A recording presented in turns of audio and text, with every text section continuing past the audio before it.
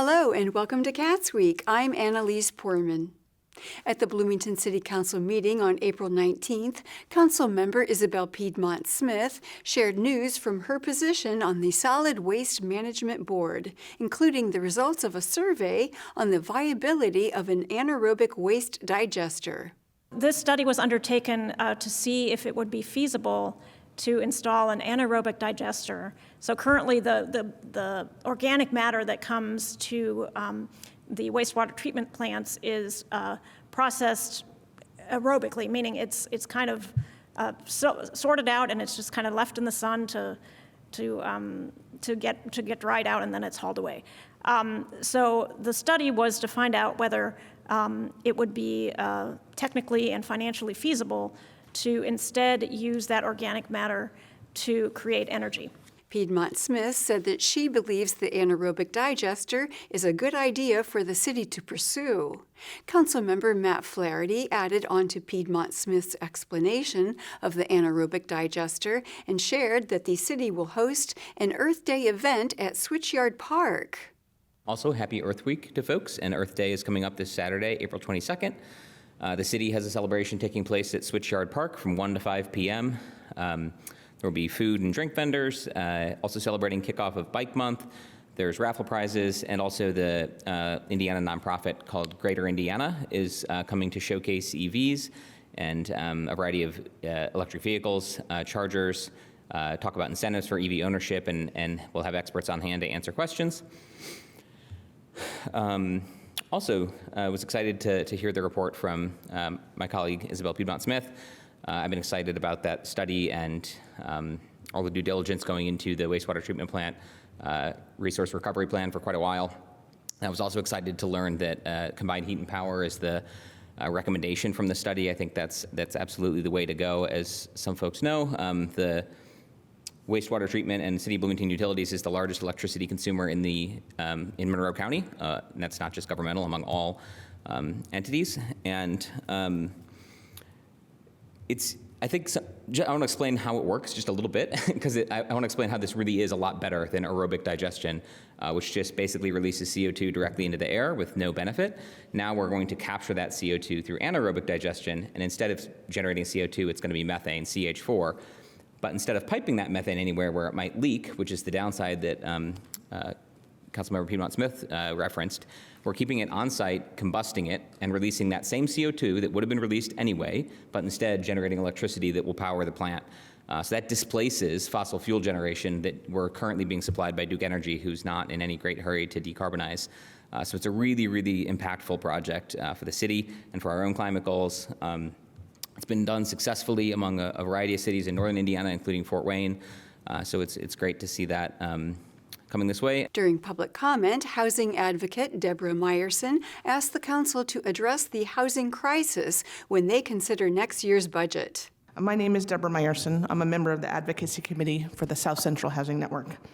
And as City Council members start to think about the budget for next fiscal year, I'd like to encourage you to look at the city's comprehensive plan. Adopted in 2018, particularly Chapter 5 on housing and neighborhoods. And as you review this chapter, I encourage you to consider, what have we accomplished in the last 5 years? What needs more attention? And what needs revision? And finally, how can the vision for housing and neighborhoods in the comprehensive plan be reflected in next year's budget? I encourage you to think about these as new fiscal year resolutions, and look at some selected housing-specific items in the comp plan. I'm just going to mention a few goals just to refresh on that. One includes Goal 5.1, which is housing affordability, including access to affordable housing for a continuum of needs in Bloomington, including people experiencing homelessness, low income, moderate income households, and striving for permanent affordability in both rental and owner-occupied housing options. And that includes expanding and sustaining housing programs designed to serve the identified long-term housing affordability needs of these to achieve an income diverse and inclusive city, and establishing affordable housing in locations with close proximity to schools, employment centers, transit, recreational opportunities, and other community resources. Housing supply help to meet the current and projected regional housing needs of all economic and demographic groups by increasing Bloomington's housing supply with infill development, reuse of residential development, of non-residential developed land, and developments on vacant land. Neighborhood stabilization, promoting a variety of homeownership and rental housing options, and promoting and maintaining housing options within neighborhoods to ensure a diversity of housing types, a mix of household incomes, and a variety of homeownership and rental opportunities. Next, the council heard from Development Services Manager Jackie Scanlon, who asked them to approve amendments to the Unified Development Ordinance.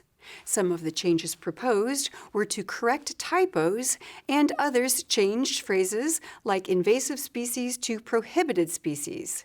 Scanlon explained that they were updating their code on floodplains to comply with the Indiana Department of Natural Resources floodplain definition requirements. Most of these pages are definition changes related to the guidance that we got from the state.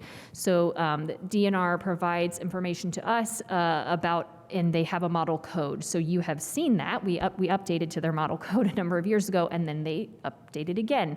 So we are now updating our code to meet their requirements so that we can be a community that offers flood insurance.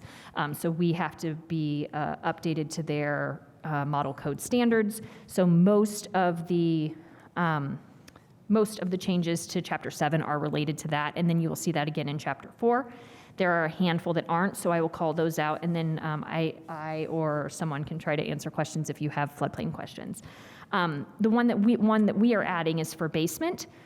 We are adding the phrase "and number of stories." So a basement shall be counted as a story for determining building setbacks and numbers of stories if, and then there's a description basically for a basement that's visible.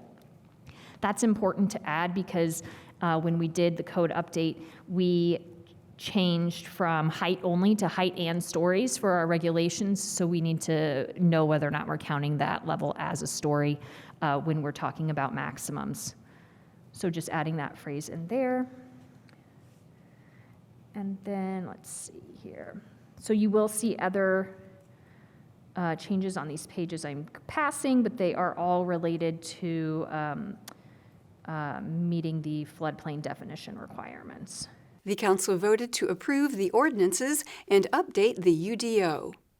And we'll have more CATSweek after this message. I'm at risk of thinking there's just no point in trying. I'm at risk of looking in the mirror and hating what I see. I'm at risk of being told not to tell. But with Girls Inc. in my corner, I will not be another statistic. I will fight for myself. With you in my corner, I will win. Fuel her fire and she will change the world. Girls Inc. Welcome back to CATSweek. On April 19th at the Monroe County Commissioners meeting, the Health Department update was given by Administrative Assistant Jamie Ford. Good morning. I do have several updates for you, though. The White House released an official statement stating that the National COVID-19 Emergency Declaration enacted in March of 2020 will be expiring on May 11th, 2023. COVID-19 vaccines and boosters will still be available for free while supplies last. However, once the federal supply runs out, only those covered under health insurance, both public and private, will have easy access. Those that are uninsured or underinsured may face barriers. Free at-home testing will depend on what health insurance you do have. Those under traditional Medicare will no longer receive free at-home tests. Those on Medicaid will have access to free at-home tests until November 2024. Those with private insurance will depend upon the insurance. As a reminder, the Health Department does still have free at-home COVID tests available for the public. You can walk in from 8 to 4 p.m. Monday through Friday to receive free at-home tests. On April 18, 2023, the FDA authorized changes to simplify the use of bivalent COVID vaccines. The monovalent Moderna and Pfizer COVID-19 vaccines are no longer authorized for use. The public health clinic does have bivalent vaccines available. You can call 812-353-3244 for an appointment. In response to the recent storms and tornadoes, the Health Department is still working with the Indiana Department of Health to provide vital record services and Tdap, or tetanus vaccines, to those affected by the recent tornadoes in the area. We are working to establish these services at the Steinsville School on April 26th during 1 to 6 p.m. as part of a multi-agency resource event, along with the Salvation Army and Red Cross. Next, Juvenile Detention Alternatives Initiative Coordinator Christine McAfee gave a department update on the Probationary Advisory Work Group. Hi, good morning. Just a really quick update with JDAI. There you go. We've had these conversations before that oftentimes people like to get together and make decisions that impact the lives of others without inviting those that are impacted to come and join in the conversation. So we're trying to change that with our JDAI work group. We are creating a youth probation advisory board. I use youth in air quotes because we're really looking for 18 to 25-year-olds that have had prior experience with our probation department as a juvenile in Monroe County. We'll likely extend it to others who have had probation experience around the state at some point, but we're really focusing on if you've had probation experience in Monroe County right now. We want that 18 to 25-year-old age group because we want their experience to have been relevant enough, that what they experienced is likely similar to what we're doing now. If people are interested in learning more about that, I would encourage them to contact me. My email address is cmcafee, M-C-A-F-E-E, @co.monroe.in.us. At the Monroe County Public Library Board of Trustees meeting on April 19th, Board President Chris Harrison wished Human Resources Manager Kyle Wickemeyer Hardy farewell as she retires and thanked her for her work. I would just personally like to say a fond farewell to Kyle Wickemeyer Hardy, who is retiring at the end of this month. So we have been very blessed to have Kyle leading our Human Resources Department for many years, and she will be sorely missed. She's unfortunately not here tonight, but anyway. She is. Oh, there she is. Yay. So Kyle, thank you so much for all you've done, and you will be very, very missed by all of us, but we wish you well in your retirement and hope you have a lot of enjoyment in the years to come. Hear, hear. Harrison asked Carson for an update on Indiana legislation that could impact libraries. Carson responded. The two bills in question were SB 12, which has an impact on school library collection development practices and reconsideration request practices. And then there was an additional House bill proposed, HB 380, that attempted to bring public libraries back into that discussion. Our updates from the ILF advocacy group are that neither one of those bills is moving forward as planned. So that's good news in terms of collection development and intellectual freedom. But we're watching and talking with our peers about it. So. Next, Carson gave an update on construction at the Southwest Branch. We're in the final stretch in terms of finishing the building's exterior and finalizing many of the interior details. The parking lot is now paved as of yesterday, fully striped. Some of us who went there this morning got to use parking spaces. The automatic materials handler, or AMH, arrived on Monday and is being installed as we speak. This is the same machine and company that we use here downtown and at Ellettsville, and it's actually the very same model machine as what we have at Ellettsville. Interior paint, doors, and door hardware and light fixtures are near completion throughout the building. Plumbing fixtures are being installed this week. We're making some final adjustments to interior building signage. We still have a number of change orders expected for May. A lot of these we've talked about for a few months now, including minor interior adjustments to electrical outlet placement, additional bulkheads in some of the rooms, particularly bathrooms, and again, some final adjustments to interior signage. We are looking to switch from grass seed to sod for the amphitheater seating area so that when we open up on the 9th, it's complete. And the long-awaited temporary heating bill that we discussed that would run from December through February will finally come our way in May. So we hope to bring all of these as final change orders for the project to the May 17th board meeting. We have completed our Southwest manager search and are now interviewing for Southwest librarian and library assistant positions. And VIP tours of the new branch begin on Monday, May 1st. I will share some schedule options with you all for separate trustee tours in the coming days, and we'll schedule those so that we can go out there in groups of 1 or 2. Board member Kathy Lozier shared that she has heard residents are excited about the new branch and to be able to walk to the library. Some former students of mine who are now parents, and they are so excited, and they emailed me and said we're so excited our children can finally walk to the library, and they're very excited about it. So it warms my heart. Yes. Next, Harrison shared that they are accepting a donation to the Friends of the Library for the amphitheater and a labyrinth at the Southwest Branch. The amphitheater will be named the Hain Amphitheater by the Woods. Brian and Jessica Hain have graciously donated an amount of $215,000 to the Friends of the Library in order to be used at our new Southwest Branch to pay for the amphitheater and a labyrinth. So we are very excited about that. The library agrees to name the Southwest Branch Amphitheater the Hain Amphitheater by the Woods. Hopefully all of you have had a chance to read through the draft agreement. The only thing missing from that agreement is the date that the pledge amount should be transferred into the money market account at Baird. So that's something that we will decide on a bit later. But other than that, tonight we are voting to approve this gift. The board unanimously approved the donation and naming of the amphitheater. And we'll have more Cats Week after this message. For hurting families in Monroe County. A contribution to children who are vulnerable and in need of an advocate. A staff that goes above and beyond to support and advocate for children in need of services. The web of remarkable people who are dealing with difficult situations. So many young people that are in need of help and trying to find a stable family, a stable place to live. Without the CASAs to make that happen, many of them would be unable to find a good home. I love being that voice for the child who can't speak for themselves in court. It takes me out of my comfort zone, and it also helps others. CASA means supporting our community. Being a CASA is making sure that your village is healthy and whole, and that the children in your village will someday be able to help the village as well.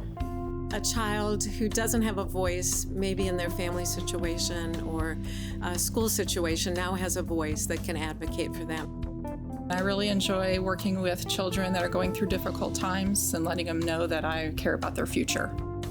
We are privileged with our charge of representing the best interest of children. And so therefore we can advocate for exactly what they need without restriction, focusing on their best interest.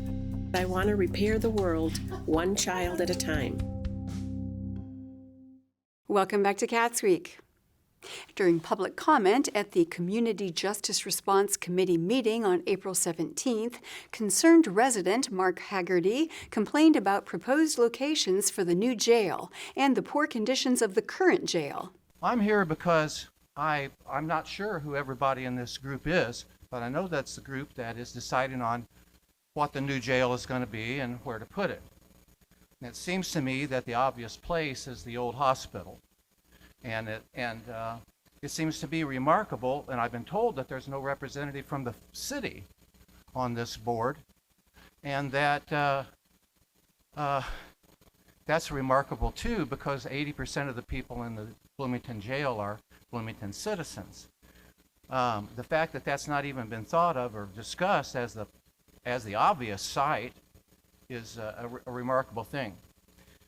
Another remarkable thing is no one has brought up the number of deaths in custody during the last administration. It's like, does anyone know that we've had multiple deaths in custody in our jail?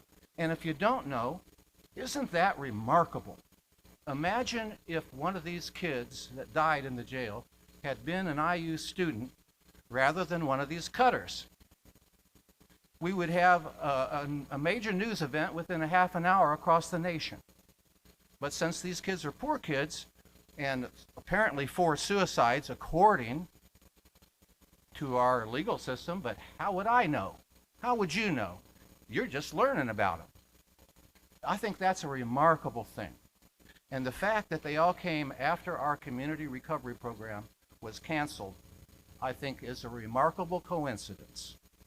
So I was in charge of the recovery program on the board of directors for 15 years. And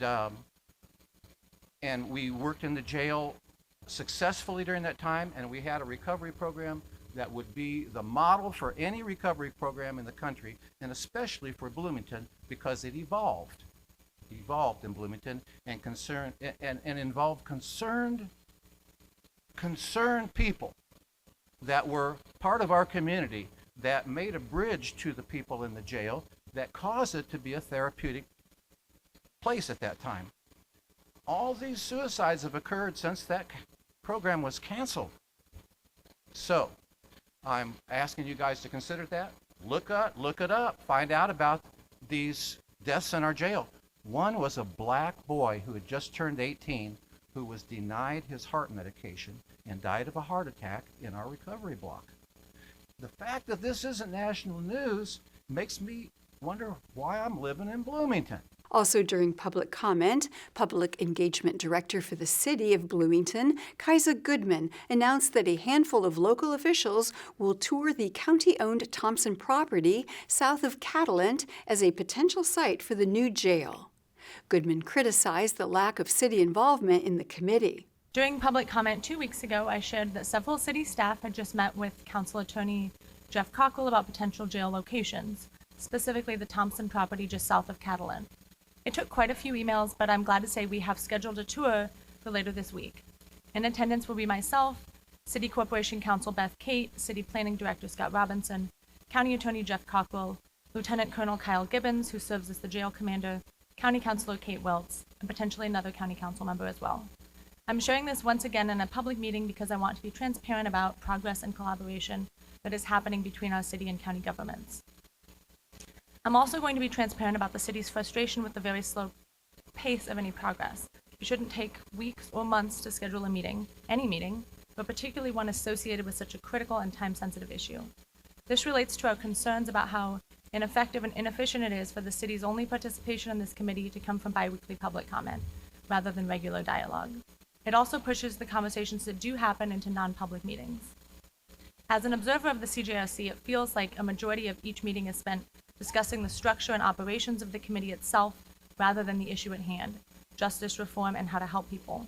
While some logistical discussion at a committee meeting is to be expected, I think the high ratio of process to content that we've seen over a sustained period of time speaks to deep-seated concerns of many committee members and community members.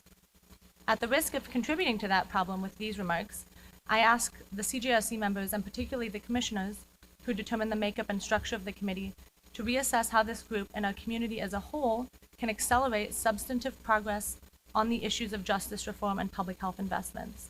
City Council member Isabel Piedmont Smith said she wants to see the committee prioritize treatment rather than incarceration. Smith called out the lack of transparency in the CJRC and said she'd like to see more city involvement. I know we are all very concerned about community justice and the mental health and addiction crisis that we're facing in our community. So I speak to you as I recognize that you're all dedicated to finding solutions. I want to echo some of the comments made by Seth and by Kaisa in regard to the priority of mental health care and substance use disorder care. And just refer back to the guiding principles of this committee, where number one is prioritize treatment over incarceration when appropriate. I don't know what when appropriate means, but treatment over incarceration, I feel like there's been very little, if any, action on treatment. And it's definitely very closely related to people ending up in the criminal justice system. So I would urge you to work hard on the treatment aspect. Also in your guiding principles, the very first sentence says we will work collaboratively and transparently. And I feel like that has not occurred. As a city council member, I continue to be dismayed that nobody from the city is being officially consulted in any kind of public meeting. And the way that DLZ was selected and some of the other, the statement of principles or the vision that the commissioners presented a few weeks ago, there was no transparent process behind those things that I can discern. And so that is also disturbing to me. So I urge the commissioners to make good on the promises of your guiding principles. Thank you. The committee then heard a presentation from architectural firm DLZ regarding the design of the potential new jail. To listen to the presentation and surrounding discussion in full, visit catstv.net. And that is all for Cats Week. Thank you for joining us. For Cats and WFHB, I'm Annalise Poorman.